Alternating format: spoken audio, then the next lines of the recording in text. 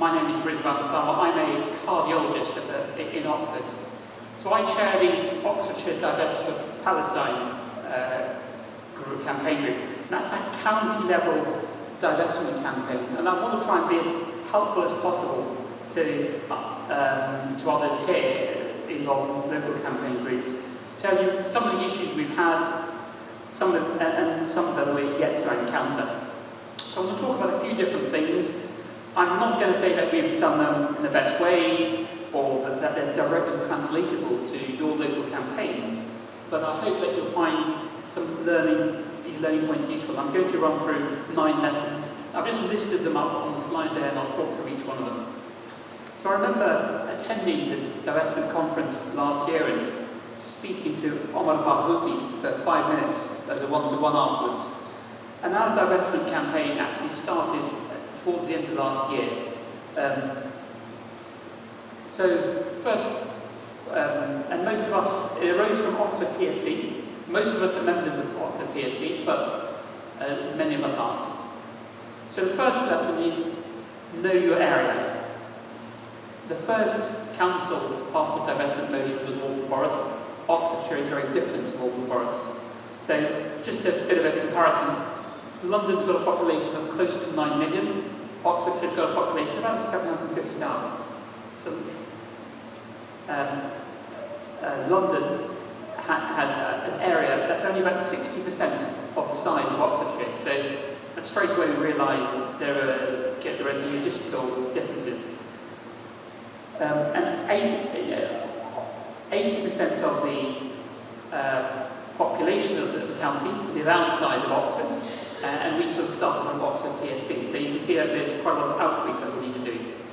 We also need to know our local county.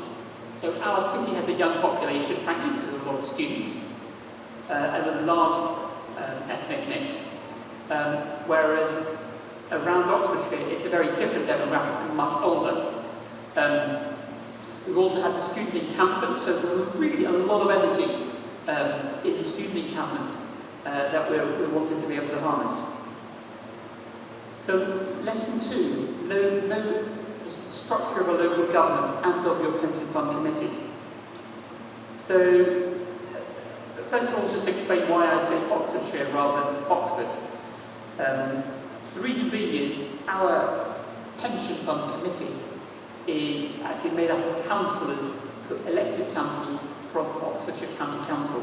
And the peculiarities of local government in the UK, now we have a multi-tiered local government, and there are 7 elected county councillors in the council, the pension fund, and there are 3 non-elected members.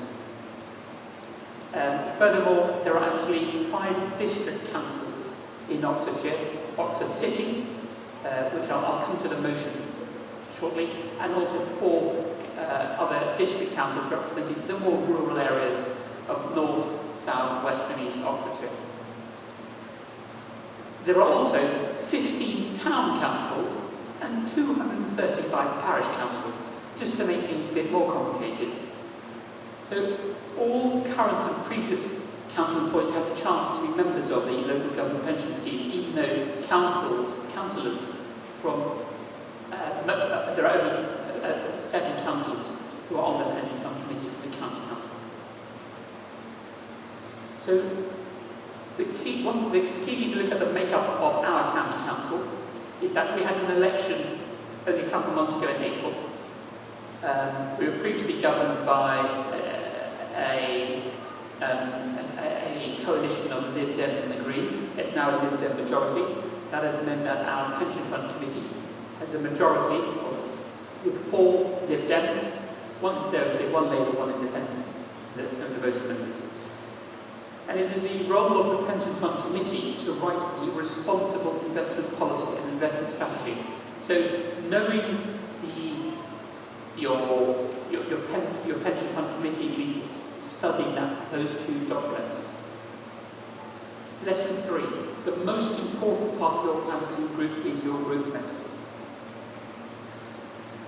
So in Oxfordshire, Oxford PSC is the only branch in the whole county, although we actually, because of that, we have a lot of members from across the whole county.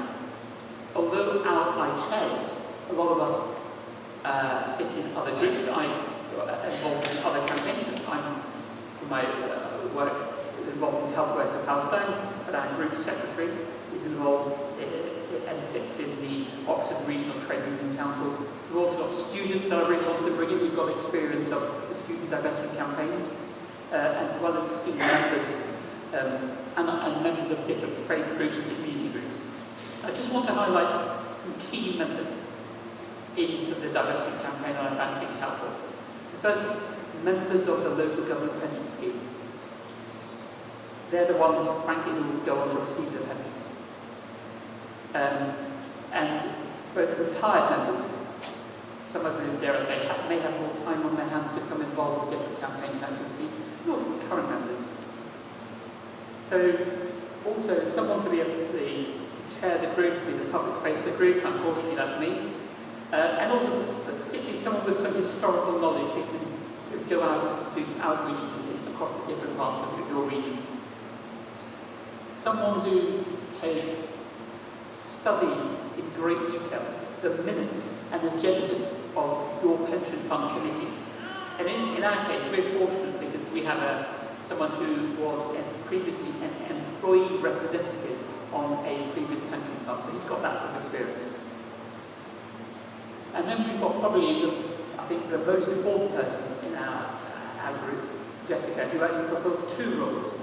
So she's got experience in her activism of reviewing various documents, and she's particularly involved in writing and tailoring motions, both for unions and council motions, according to responsible investment policy and the investment strategy.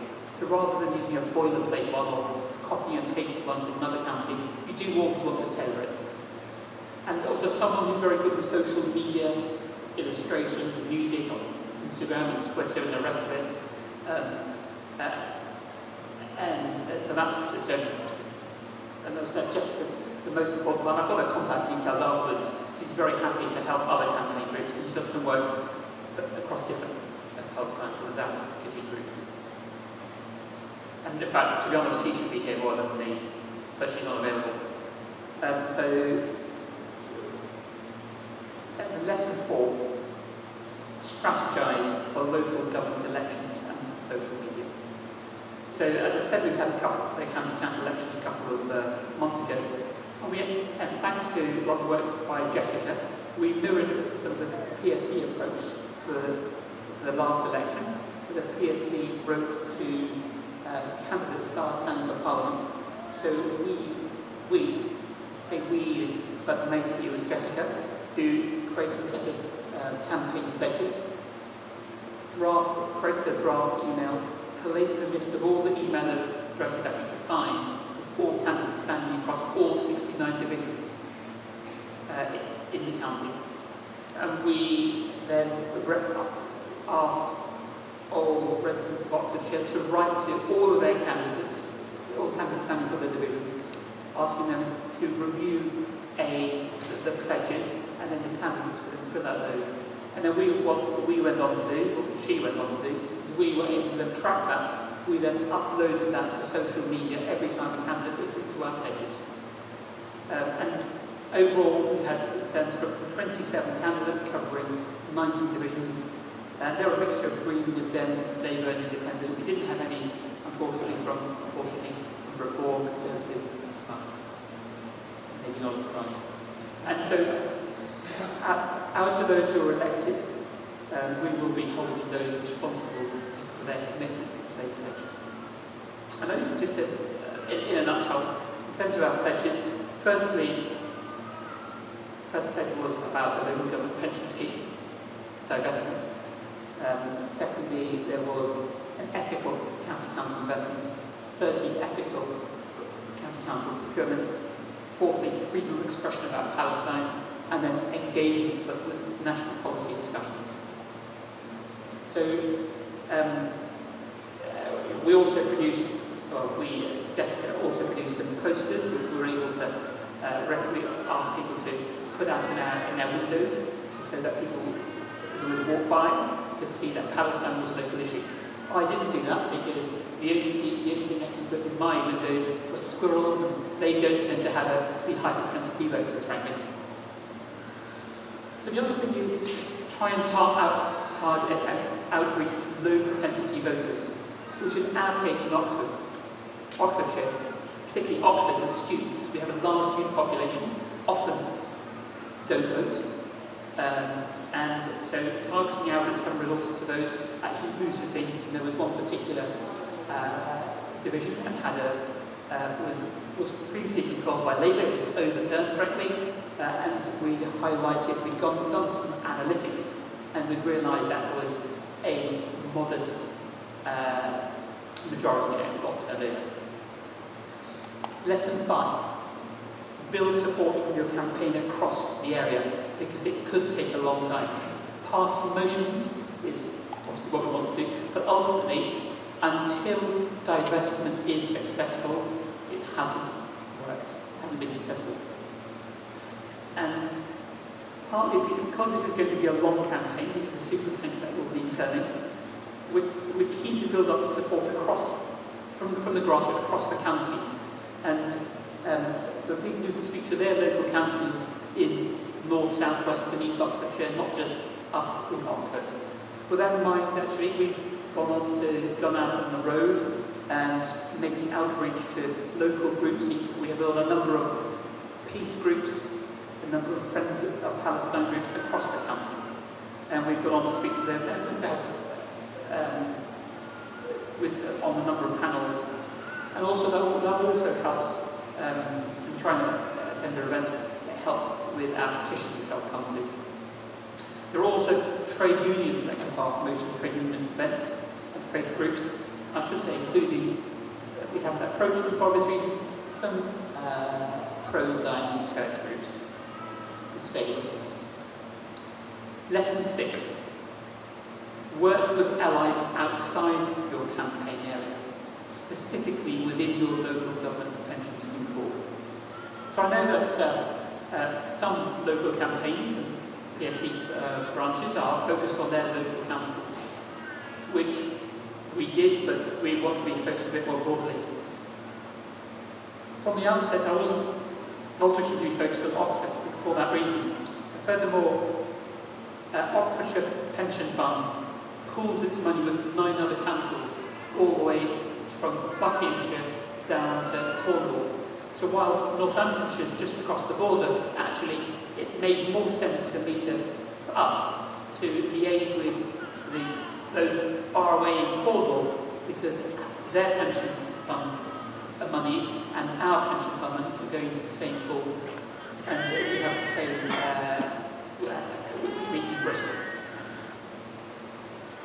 And I know that there's something similar in London called Shape the City, in collective investment people. So we've got a WhatsApp group, we have meetings to exchange ideas. The next, lesson 7, petitions, both oral and written petitions. So different councils, and I've mentioned that we've looked at 235 parish councils, 20 odd town councils, 5 district councils, 1 county council. We're primarily targeting district and county councils. But district councils and committees have different thresholds to allow submissions. In our case, for Oxford Pension Fund Committee, there is no threshold, so any one individual that has been done so can speak to the committee and make I think it's a 3 to 5 minute address to the committee members. The threshold to present a petition to the full chamber of the county council is 50 signatures. That allows the petitioner to speak, or a representative of the petitioner to speak for 3 minutes. The threshold for a full council debate is 15,995. That's obviously going to be different for different councils. Lesson 8, passing council motions. So talking about these, Oxford City Council was one of 12 councils that did pass a motion on divestment. And for just a bit of a background, Oxford City Council used to actually have a Labour majority up until relatively recently. But in October and November, 11 councillors resigned from the Labour Party, and the Labour Party became a minority administrator of the council. They did that over the genocide. And actually there were elections a few months later, and a number of the former Labour Party councillors were actually elected as independents. So we actually think there are 3 different independent groups. And I should also point out that there are some very, very strong links between some Labour members, Labour councillors, and the Israel lobby. I'm not going to go into personality because it doesn't necessarily add it's not relevant to this conversation, it's relevant to your groups. So that obviously posed a challenge for trying to get motions passed. So in terms of our council motion, it was presented by 2 former Labour Party members, Labour councillors, from the independent group. It was presented, proposed by Councillor Barbara Coyne, seconded by my colleague who works at Mitre Hospital Trust as an anaesthetist, Dr. Hosni Jafari in Marbini. So prior to this motion passing, another colleague of mine, Dr. Nick Maynard, he gave a short and very powerful speech to the entire council. If that can be facilitated, that can sometimes help. So Nick has been going to Gaza for 15 years, teaching surgical techniques to surgeons in Gaza and training them up. He led the first mission for MAP to Gaza during the genocide in November of 23, and actually, as we speak here, is currently in Gaza. I'm not going to mention which hospital he's in. So the motions that was drafted and discussed, it was actually circulated to the various council groups. A decision was made to, in order for this to pass, frankly, we would need to pass for the Labour Party or an overwhelming majority or the independents. But decisions were made to try and go for a unanimous approval. And actually, so there were various draftings back and forth. Not everyone will be satisfied with the final motion, but actually we did pass a motion. The respective councils passed the motion, and it did pass unanimously. Well, I should say, one Lib Dem member did exit the council chamber just before the vote.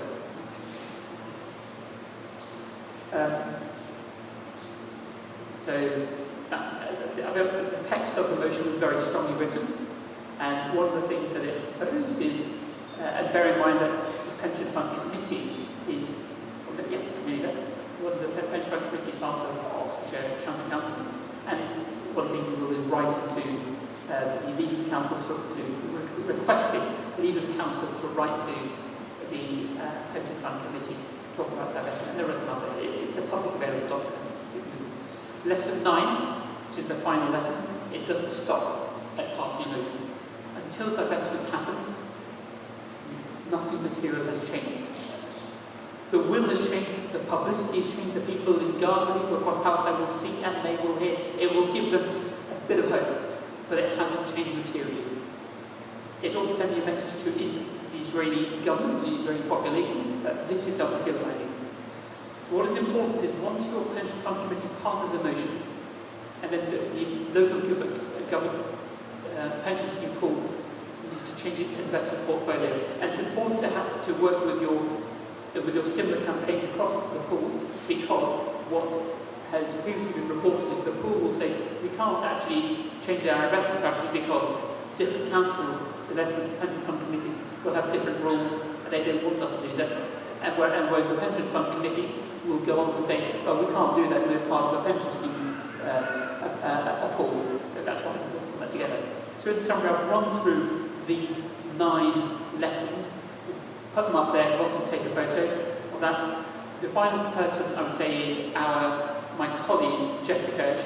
If you come up and speak to me afterwards, she's very willing to help with her experience, review your investment strategy, your pension strategy, and your responsible investment policy, and to help you with motion trade unions, local trade union branches, local councils. Thank you very much. And